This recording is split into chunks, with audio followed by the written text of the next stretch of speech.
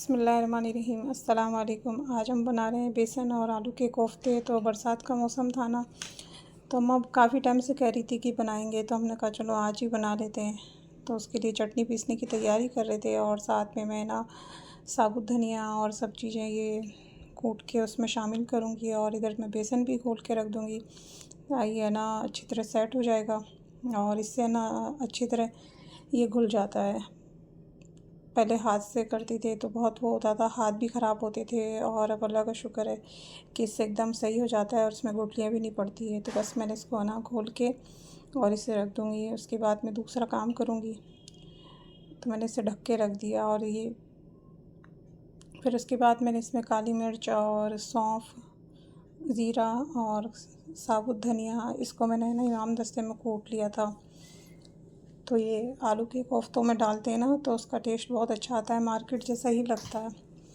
तो बस हल्का सा ऑयल मैंने डाला था आलू से प्याज और हरी मिर्च को पकाने के लिए, और आलू में मैंने थोड़ी सी हल्दी ऐड की थी। उसके बाद मैंने ऑयल गर्म हुआ तो ये मसाला शामिल कर दिया था, ज़ीरा और ये सब चीज़ें। तो ये जब है ना ऑयल के साथ पकता है ना तो इसकी है ना टेस्ट बढ़ जाता है। और इसमें ये पीसी हुई हरी मिर्च है, अदरक है, लहसुन है, ये सब चीज़ें, प्याज है थोड़े से। तो बस अम्मा ने इसको पीस लिया था और हरी मिर्च पीस के डाली थी। काटने से अच्छा है कि पीस के डालते तो इसका टेस्ट थोड़ा बढ़ जाता है।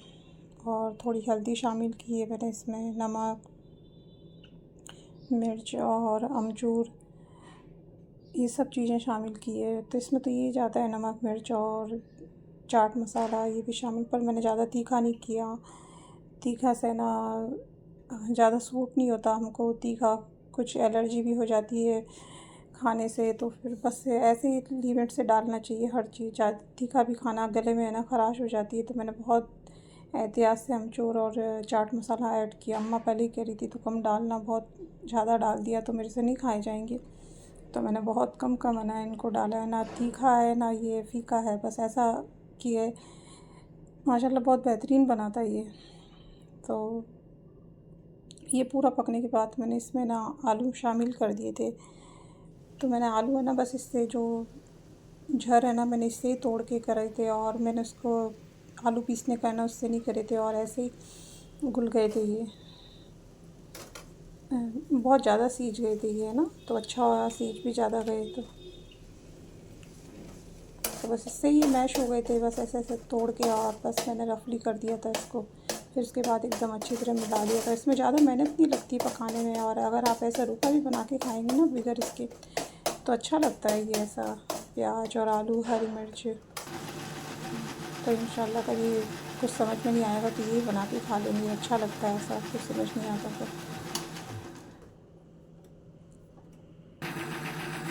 तो बस ये पूरी चीज़ें मैं शामिल कर रही हूँ इसके अंदर। ये पूरे आलू और ये सब चीज़ें मिक्स करने में बहुत टाइम लगता है, तो मैंने मिक्स कर दिए। तो ऊपर से थोड़ी सी मैंने चीनी शामिल की थी, थोड़ा बैलेंस हो जाए तीखा और मीठे का। तो बस थोड़ी सी मैंने चीनी शामिल की थी। फिर उसके बाद मैंने इसको ठंडा होने के लिए रख दिया था, और हम इधर चटनी भी पीस रहे थे, टमाटर हरी मिर्च की। तो चटनी के बगैर तो ये चीज़ अच्छी नहीं लगती।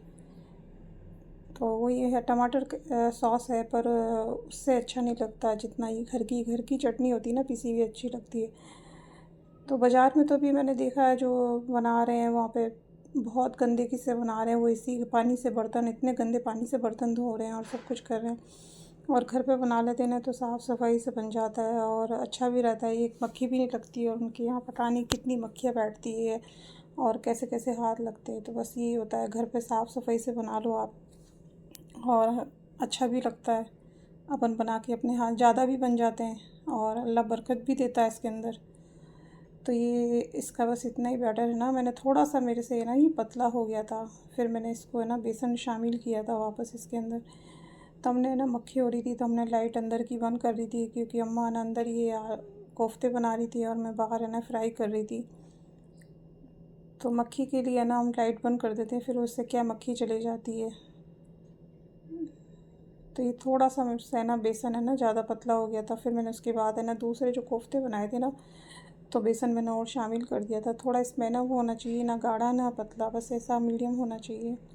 और मेरी हमेशा होता है कि मैं ज़्यादा लालच होता है तो नुकसान होता है। मैंने एक साथ इतने सारे इसमें शामिल कर दिए थे, हालांकि इसमें कम डालने चाहिए, तो बस मैंने फिर उसके बाद एहतियात करी, मैंने इसको निकाल लिए।